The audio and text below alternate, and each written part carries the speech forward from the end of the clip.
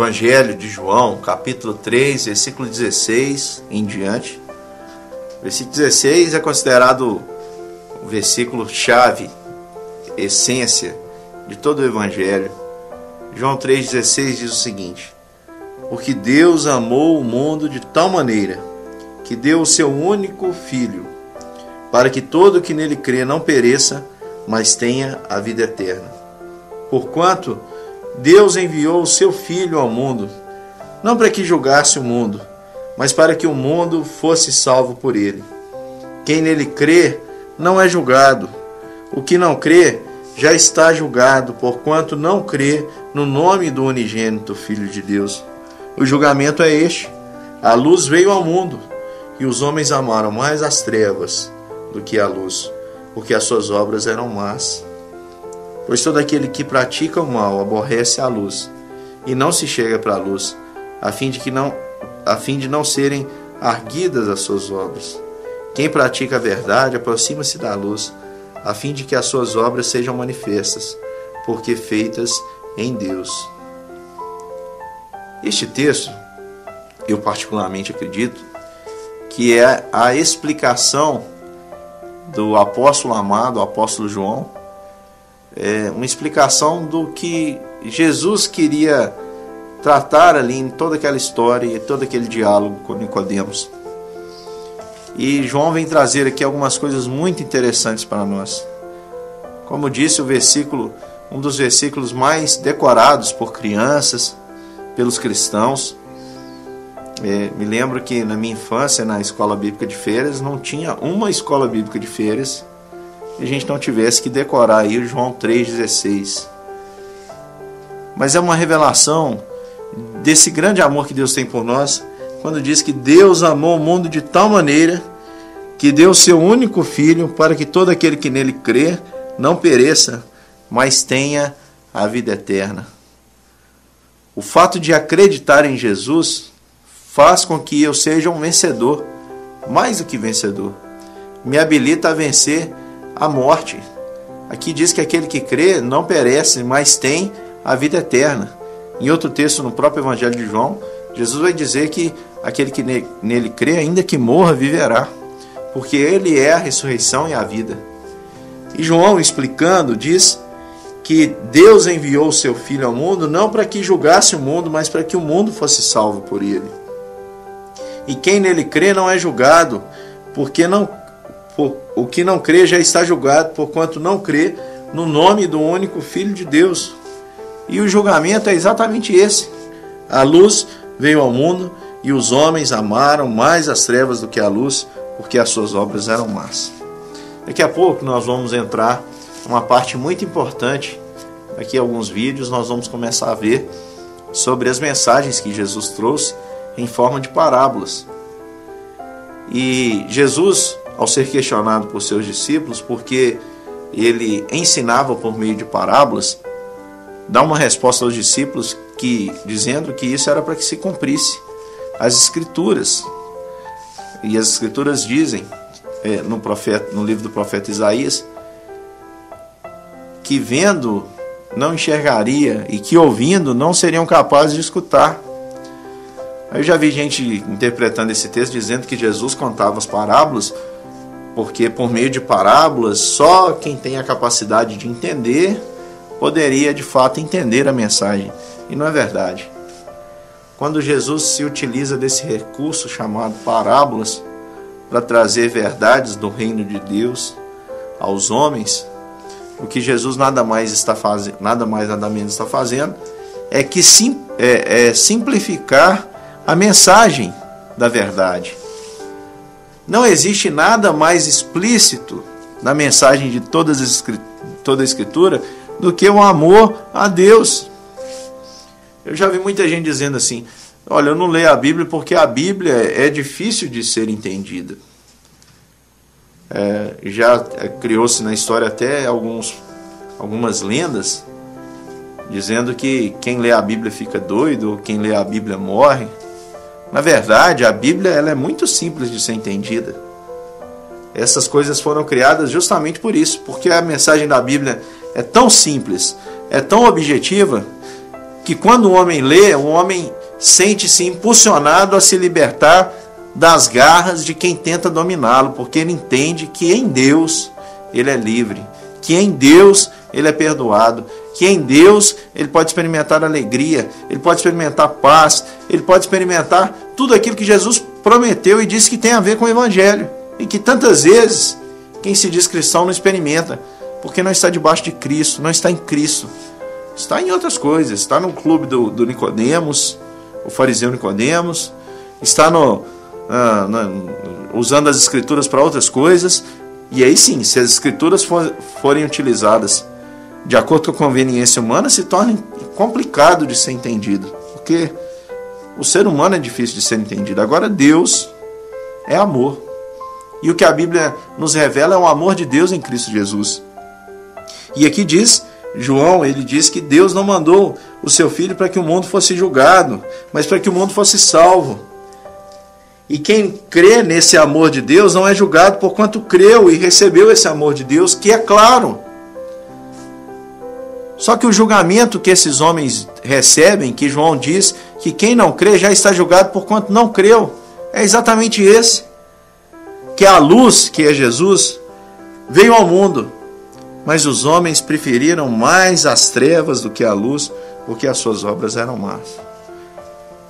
O chamado para que a gente abrace a luz é um chamado que implica em algumas coisas. Primeiro, implica em negar-se a si mesmo. E negar-se a si mesmo é reconhecer que você é imperfeito. É reconhecer que você precisa ser salvo. Abraçar a luz significa também estar disposto a ser iluminado por ela. Não há como nos achegarmos à luz sem que ela resplandeça sobre nós. E quando a luz resplandece sobre nós, sabe o que transparece? As nossas manchas, a nossa sujeira, as nossas falhas. Mas os homens preferem as trevas, porque lá dá para ser escondido. Lá nas trevas os homens podem fingir o que são, o que não são, porque são trevas, e no meio das trevas o que reina é isso, a hipocrisia. Nas trevas a sujeira não fica tão evidente, nas trevas dá para se dar lugar aos desejos, aos impulsos, aquilo que é agradável aos olhos, aquilo para o qual o meu impulso humano e carnal aponta. Lá nas trevas dá para buscar o poder, o domínio. Interessante, por que João fala das trevas? Lembra que Nicodemos buscou Jesus e era noite? E Jesus disse: não importa que você nasça de novo.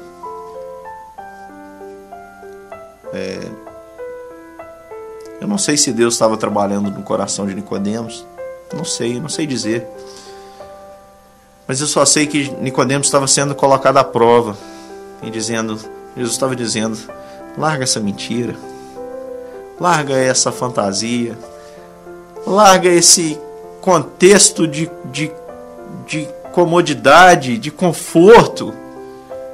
Mas que é só trevas. É só autoenganação.